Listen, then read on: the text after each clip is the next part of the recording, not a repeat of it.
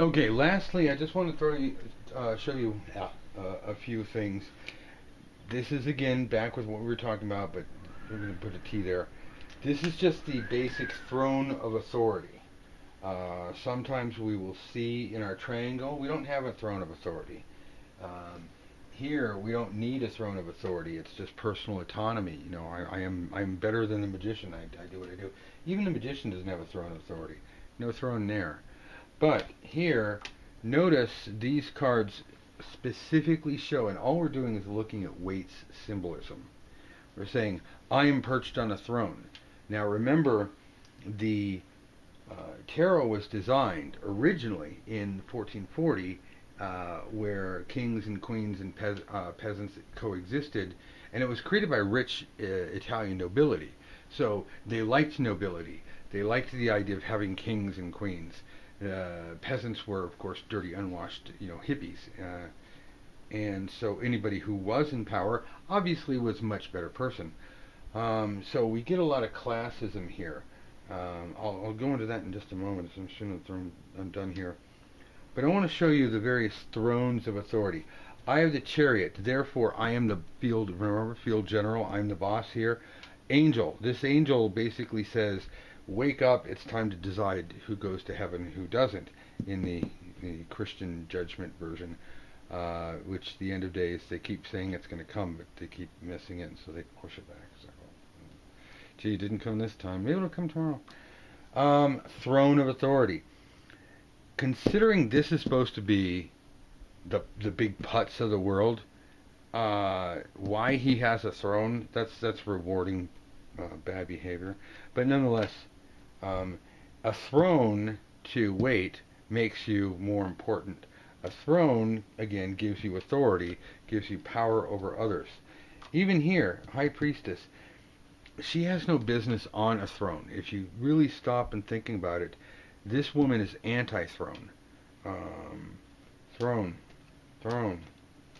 Any surprise the Emperor has a throne. If I were to do a tarot deck, the Emperor is not going to be sitting on a throne with... Yep, see, there's his eyes. Like that. Oh, shifty eyes. I'm looking over here. What's happening behind me? Because I'm a paranoid bastard. I would not have an Emperor on a throne, because the Emperor should be doing Emperor-like things. Now, I want to give you one last thing in my rant here. And I want you to look at this. This is actually homework. We have the 4 suits of the tarot. Cups, wands, swords. What's the other one? Coins. You know, those things that they made into pentacles, which aren't. They're coins. Then, at the top of those, so we have our numbered cards. 1, 2, 3, 4, 5, 6, 7. You get the idea, 8. The numbered cards. Then you have the royal family. I'm going to put the court cards. Page, knight, queen, king. These sit on top. Are middle managers, or the overlords of the peasants. These are the unwashed peasant cards. This is what monarchy is. Monarchy is unwashed peasants. That's the majority of humanity. We don't have this in America because we have, well, at least, we like to say that we have a democracy where everybody's treated equal. Fingers crossed we actually live up to that. But for the longest time, where the tarot was developed, and in Britain, Arthur Edward Waite, fine upstanding Brit. Kings, queens, kings, queens. I'm better than you because the Pope, I gave the Pope money, or my great-great-great-grandfather gave the Pope money, swore fealty to him, and the Pope said, you are a good person, sir. You get to boss everybody else around. Then, let's look at it like a Roman temple, where you got the 4 columns. Did you know that the Grecian columns were segmented in case of earthquake? They also invented rebar, which is kind of cool. Drilled down and poured lead down there to hold them in place. The Romans said, that's stupid. We'll just make them solid. Now, earthquakes have happened over time. Do you want to guess whose temples are still standing? I'll give you a hint. So here we have our 4 suits of the tarot. We have our overlords. And then we have an overclass. You know, we have these cards here, which are, you know, can you see that up there? No, kind of there. Try to zoom out here just a tiny bit. There you go. So then we have our overclass cards, over and above these. So what this says is the gods. This is very polytheistic. The gods are over the affairs of the kings and queens. Now we can put the various march or procession.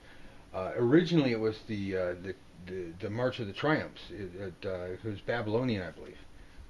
Babylonian, Assyrian, one of those.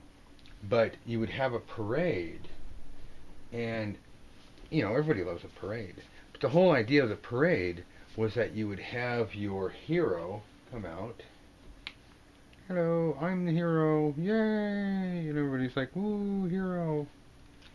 But then behind him, like Billy Goat Gruff, oh, don't eat me, my bigger brother is coming. Make him bigger. Whoa, he's got tiny legs. And then, yes, you guessed it, a bigger hero.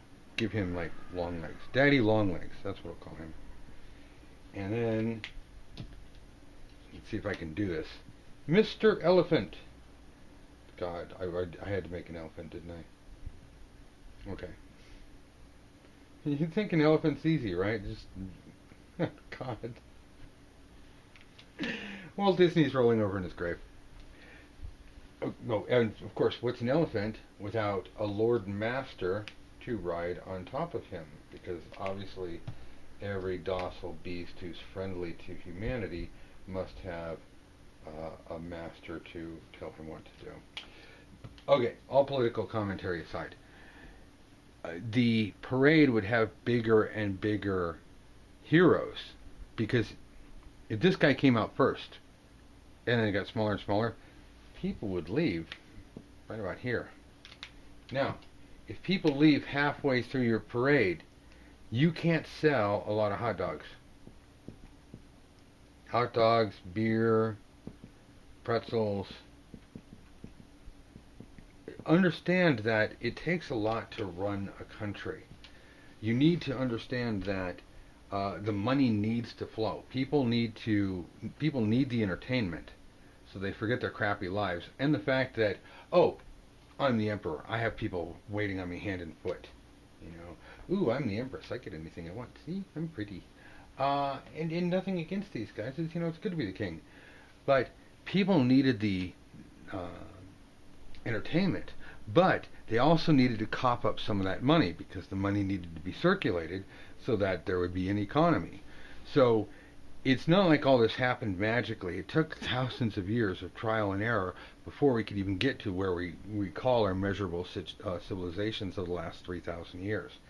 And so again, back in Babylon and Assyria, the idea was that the parade of triumphs was the biggest hero came at the end, because then of course once you see him, then you can all go home and all hot dogs and whatnot are sold. So everybody went out, everybody spent money, everybody got to buy hot dogs, and they felt pretty good about themselves, and they got to see a bunch of heroes. So that way, in the process of the tarot, we can say, just like here's Mr. Magician, and here is, I'm naked. I'm not going to, get all pervy and everything. Stab her in the head. Sorry. It's not an arrow. That's not stabbing her. This is the power level.